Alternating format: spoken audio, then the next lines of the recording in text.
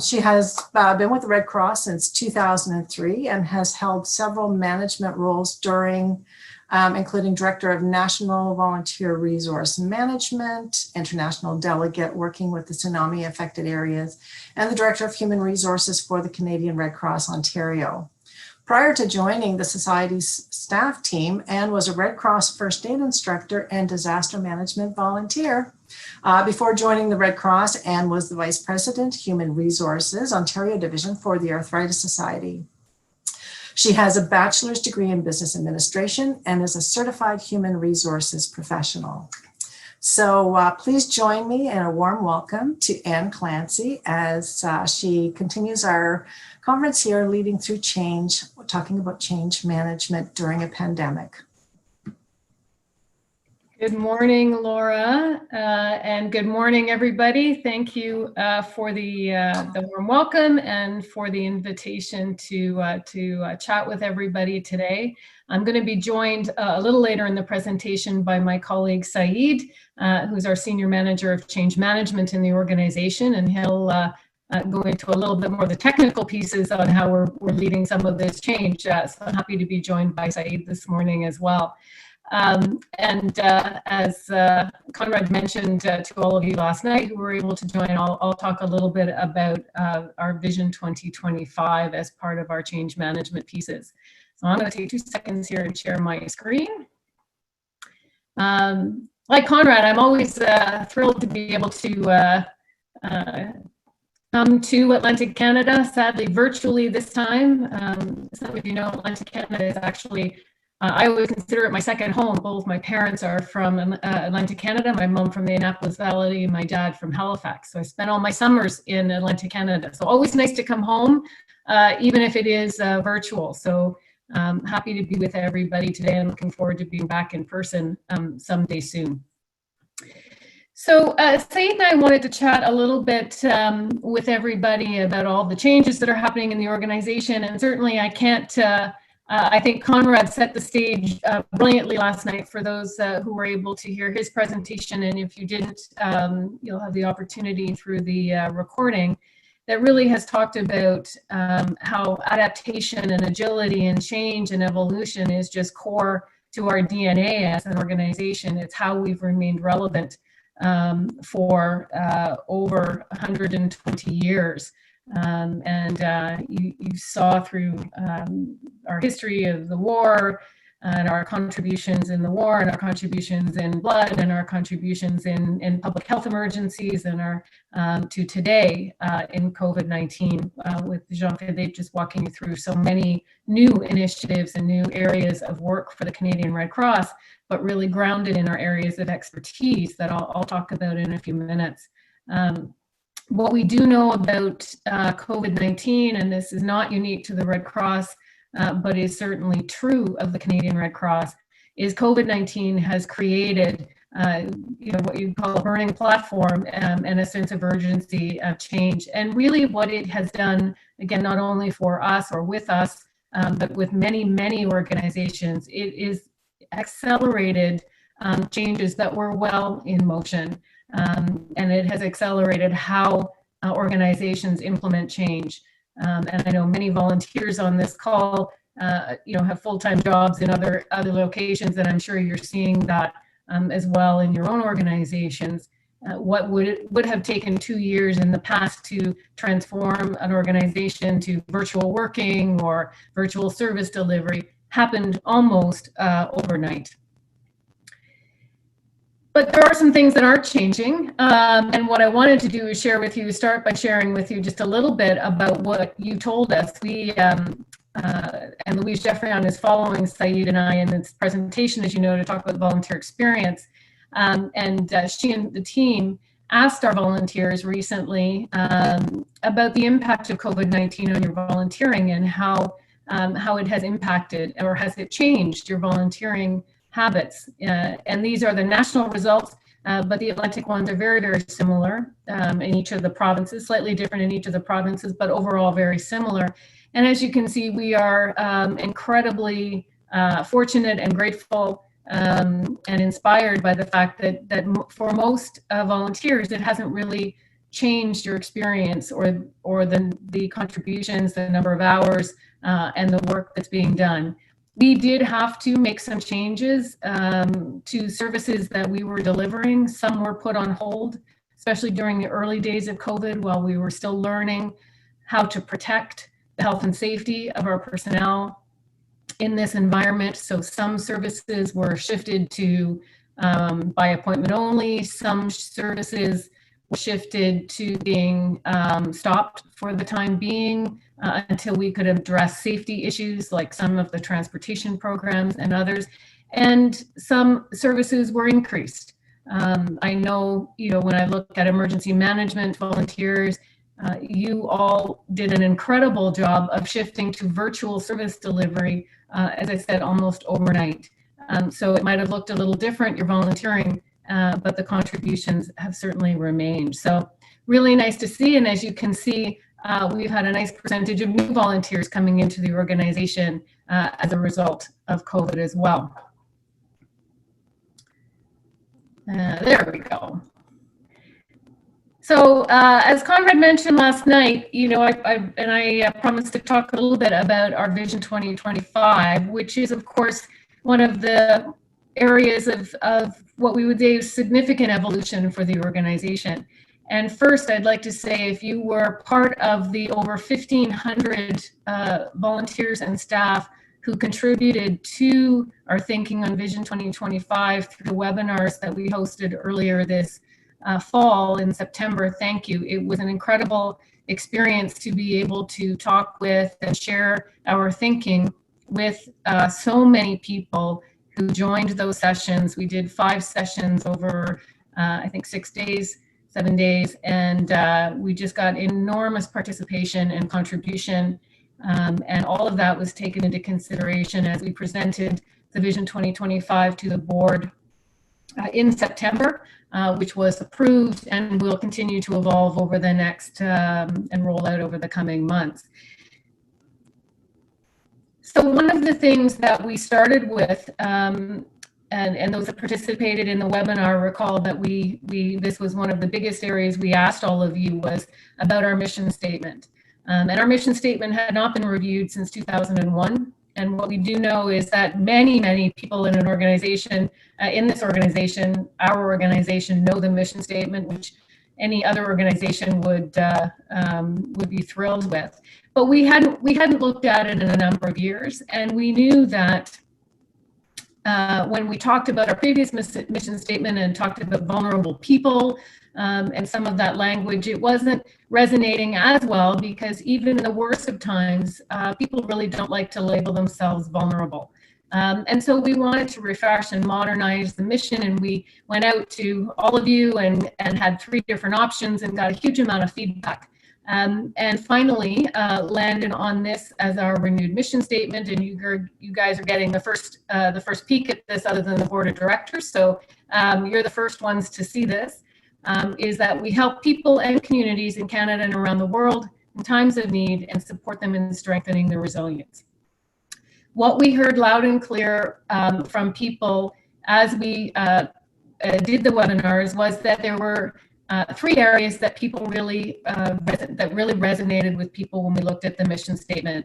It was the words people and communities, the addition of communities, because as you heard from Jean-Philippe, we are doing a lot of work with First Nation communities. We do a lot of work internationally at the community level, national society level. And so people and communities in focusing, again, our domestic and international Canada around the world.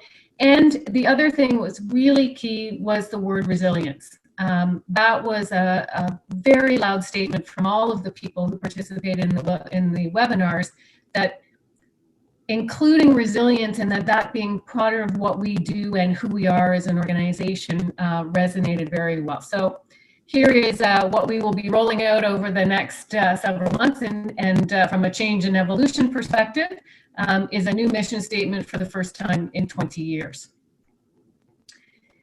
Conrad also talked a little bit last night about a shift in thinking, and a shift in thinking from programs to areas of expertise. And you heard from Jean-Philippe just a few minutes ago that all of the new services, all of the new things we're delivering as part of our COVID operations were not because we had these programs in existence when the pandemic started.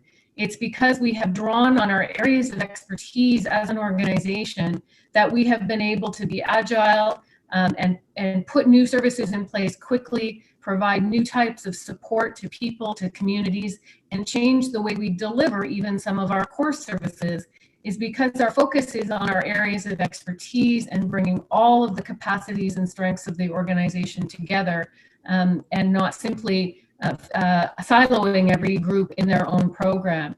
And so when you look at our work in long-term care, our training folks have come together, our direct assistance people have come together, our volunteerism teams have come together, and much, much more. Our granting program has been significant, as you heard from Conrad last night.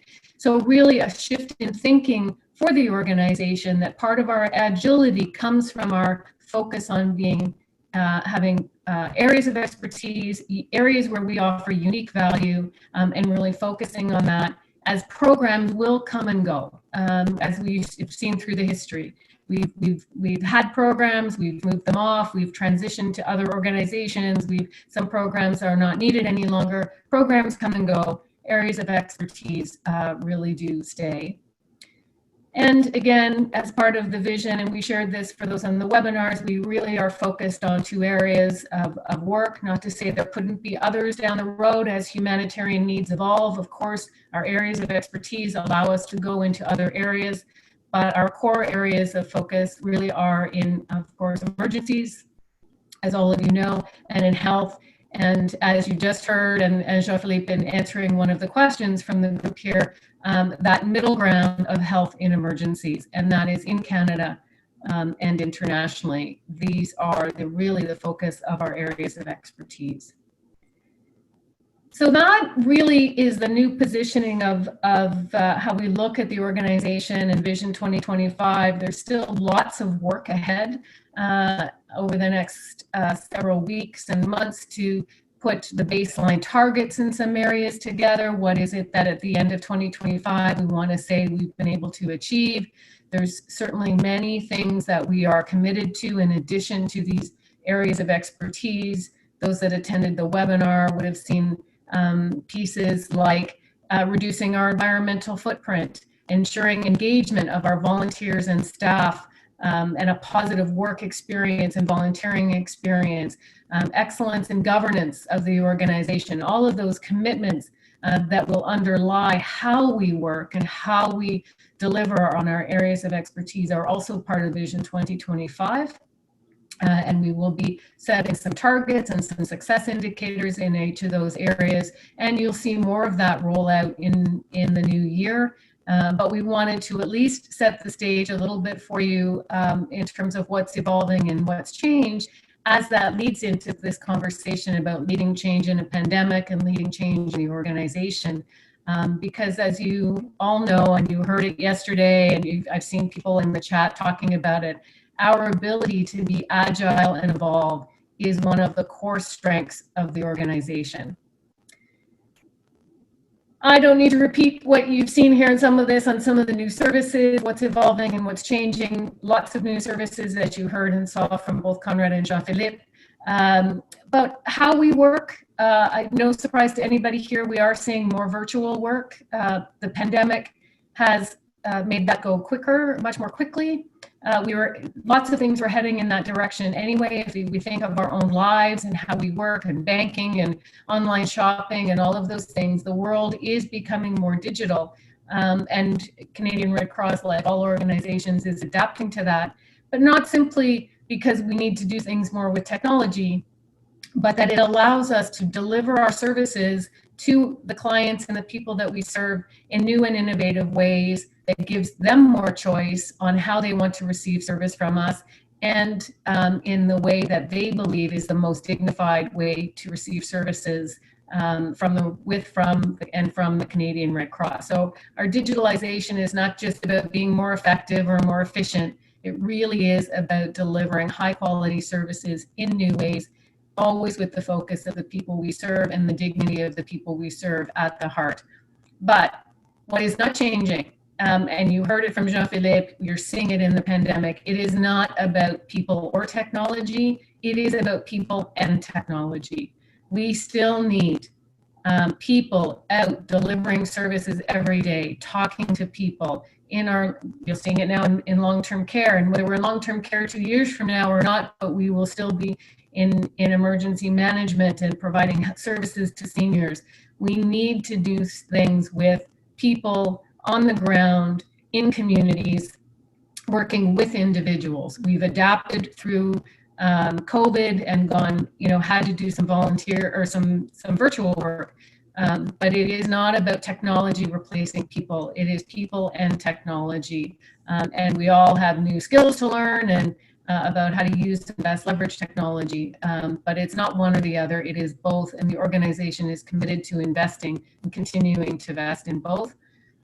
And while we are seeing significantly more paid positions as a result of some of the COVID operations, because of volume and consistency of time or length of time of service, and to support health and safety and insurance needs, volunteers remain critical. You remain 8 times the size of our baseline staff in volunteerism. It's still our volunteers remain our largest workforce, will continue to remain our largest workforce.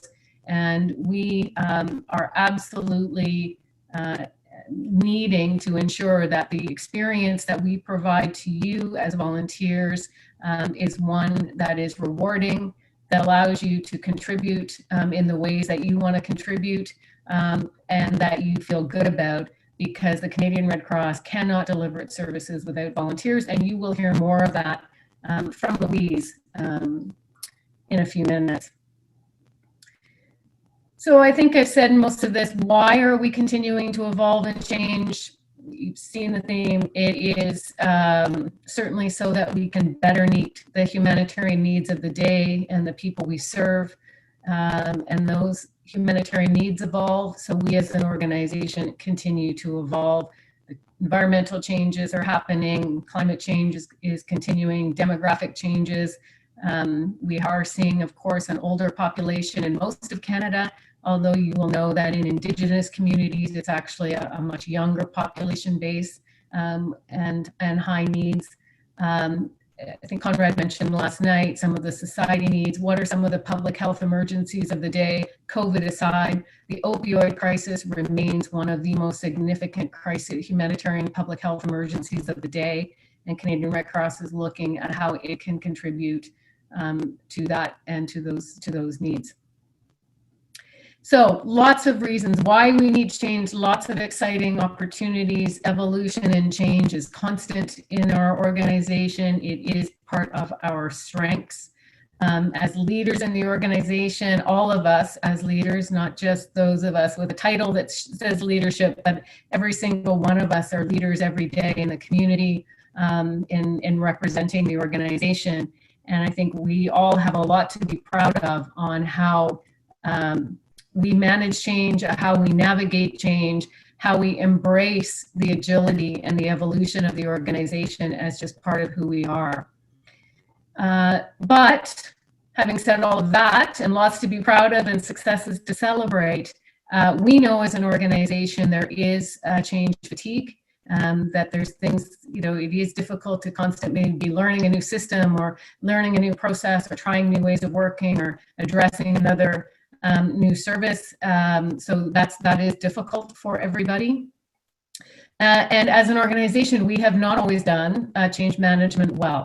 So one of the areas that we have invested in, as you heard from Conrad last night, we've done a lot of investing in specialization of services and bringing in some expertise.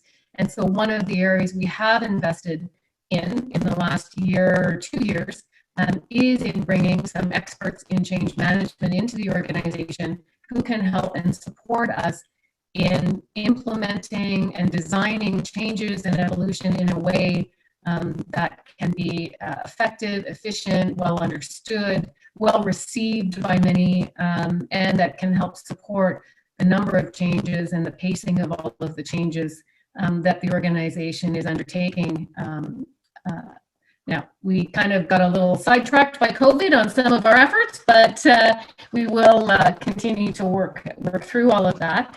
And with that, and that is gives me great pleasure to introduce my colleague Saeed, who is our Senior Manager of Change Management in the organization and is one of the experts that I mentioned that we've brought into the organization in the last 2 or 3 years to bring tools and processes and strengths in trying to help us do this better and continue to do things better as we continue to evolve.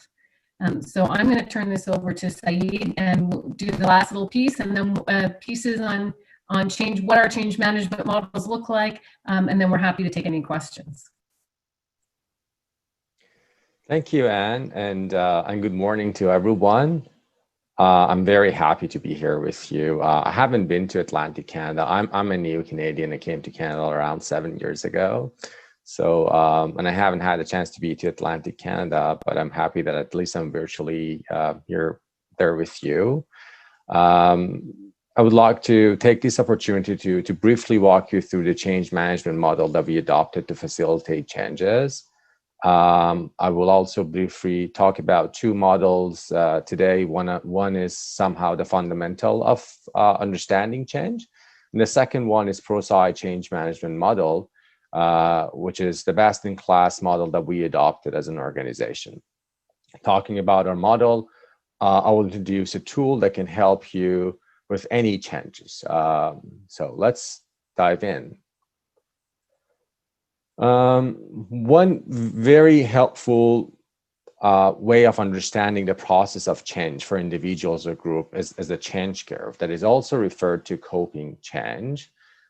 When reviewing these stages, I want to invite you to think about your change journey, coping with changes caused by COVID-19. It can be anything that COVID caused changes for you, and then see what stages you are at now and what helps you moving from one stage to another stage.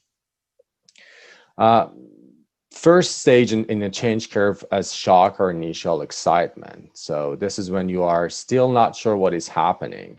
When we heard about a mysterious virus in China, that was a time that, you know, we were shocked, but we didn't know what is happening. Then we went to denial. I mean, this is the journey that almost everyone goes through. This is when you say, this cannot be true. I remember it was in April and my wife told me that everything will be fine in June, if not July max. And now we are in November and we're still in it. After that denial, you get to frustration. I mean, we get to frustration and blame. That is a time that we start saying they don't understand it. It is their fault. And then we get to depression and confusion. This is where we notice frustration and fluctuation in performance, actually. I was just recently been there. So some days I was good, some days a little bit down, and that has an impact on my performance, and I could see that. After that, you move to the experience phase. This is when you say that, let's see what we can do with this change, you know. Then we start virtual get-togethers. And remember the first virtual get-together that I had with a couple of friends that we have. And then we keep having them. And I would have a monthly virtual get-together with friends over Zoom. And then we finally try online grocery shopping, which has not been the best experience for me. But that is the time that you start experimenting new things. And after experimenting, that comes the decision phase. This is the acceptance and problem solving. You know, we understand that COVID is real. We understand that the changes are real. And I made a decision to cope with it. And then finally to integration. That is the time that the change is part of our new reality. And this is the time that we understand that, well, this is our new reality for a while. Now let's see how actually moving through these stages, what can help us go moving through these stages. So definitely effective and early communications can really help moving us through shock and denial phase. Then we get to frustration and depression, empathy and good support structure can help us. And this is, you know, I want you to think about what can help you and then how we can help others going through all these changes. And then the tools and resources can help you when you are on experiment and decision part. And we get to integration, it's always reinforcing change that can help. Again, very quickly, a couple of observations about the change curve that I think it is great for us to have in mind. One of them is that people sometimes get stuck in one stage or regress through the process. So it doesn't always move forward. Sometimes it moves backwards, which is not fun, but we need to be mindful of that. Individuals may stay in each of these stages at a different time. So sometimes you get stuck in denial phase and it is hard for you to move forward. Sometimes you move really faster depending on the support that you get. We also know that the change curve is a function of time, and some resistance reflects where one is on a change curve, right? So if you're hearing a lot of resistance, that doesn't mean that the person is fundamentally resisting to that change. It means where they are at with their on their change curve.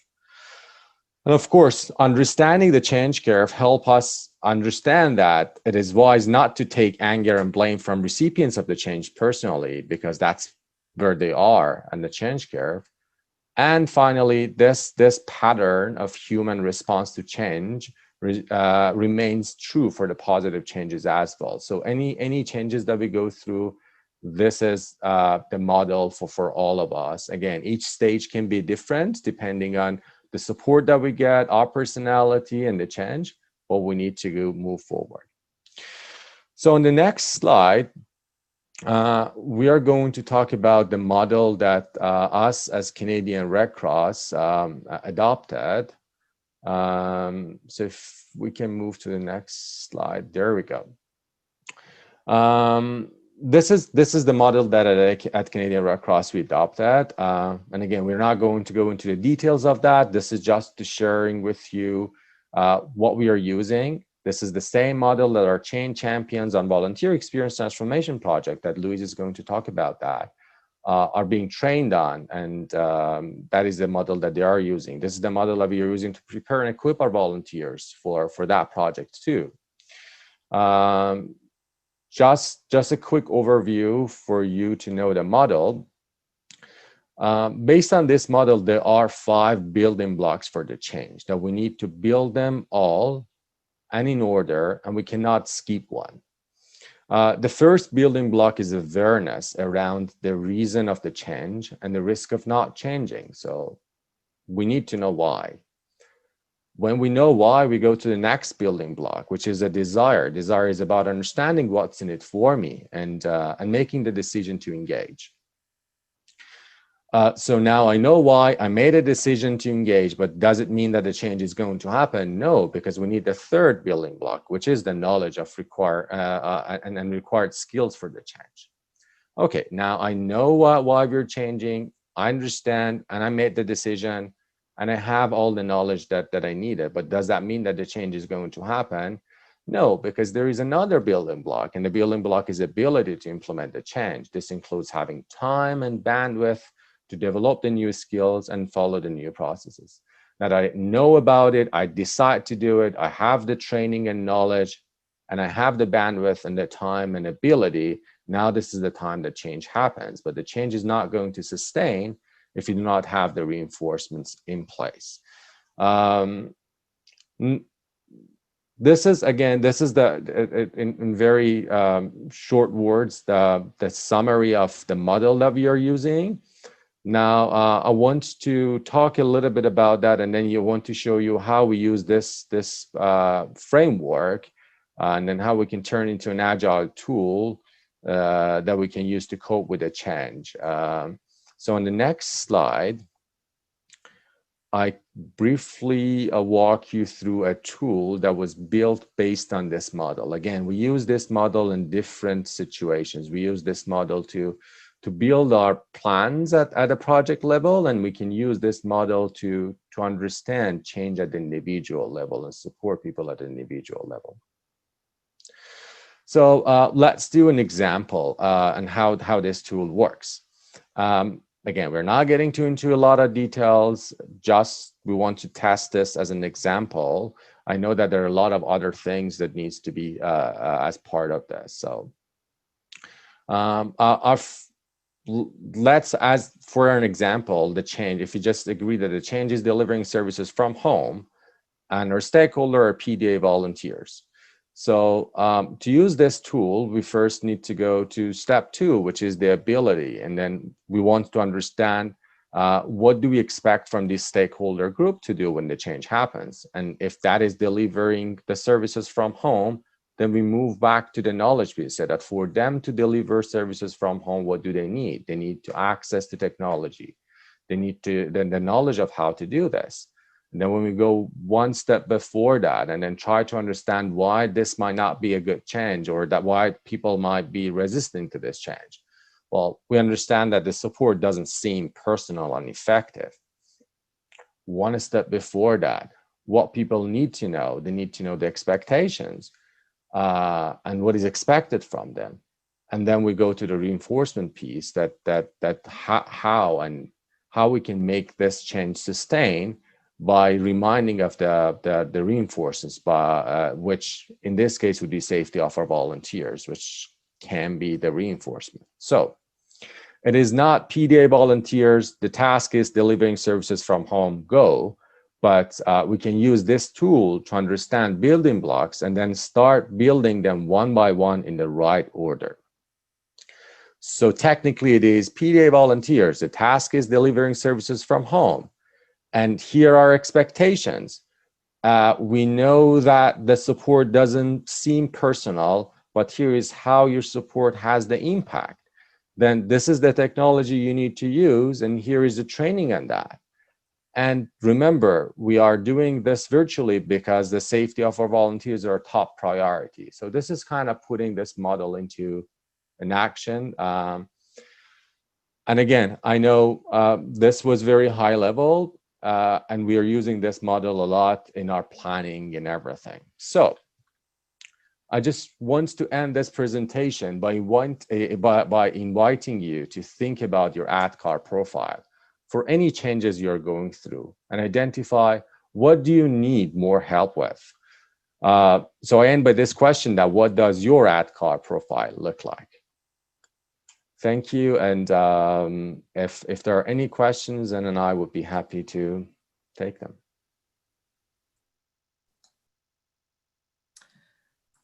Thank you so much, Anne and Saeed. I think this is really great information. We all know that change is an essential part of any organization to remain relevant. And it's so great to know that we work for an organization that grows and changes with the need in our communities, despite the fact that sometimes we might have to make some really tough decisions. The fact that we've hired a change management specialist, such as yourself, shows the importance of what we're doing and that we're doing it right. We continue to see the common thread of adaptation, agility, and change in providing our services. And I think it's important that we take into consideration the part of the Kubler-Ross change curve that you talked about, Saeed, talking about referring to the different emotions that come with change, because it needs to be recognized. And then to follow up on the building blocks that you just referred to. Does anybody have any questions in the chat there, Jason, that they would like to ask of Anne or Saeed?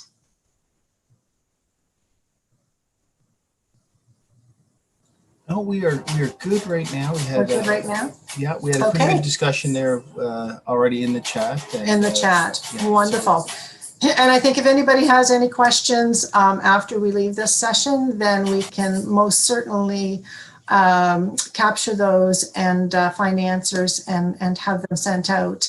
I just want to kind of go back for a moment to just talk about what Anne spoke about with the renewed mission statement. I think it's wonderful. We help people in communities in Canada and around the world in times of need and support them in strengthening their resilience. This is so reflective of everything we do and ties in so nicely with the theme of our conference. So thank you so much, Anne and Saeed.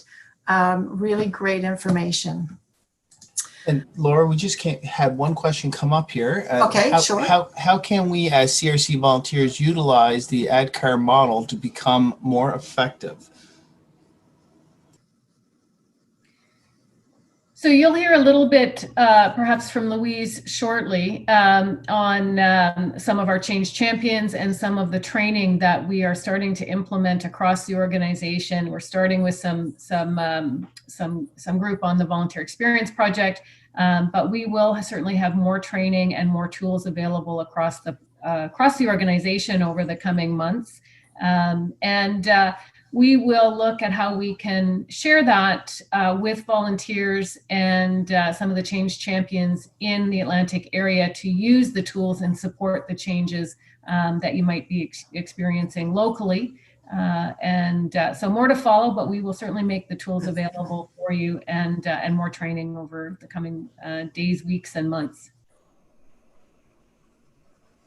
Excellent. Thanks, Anne.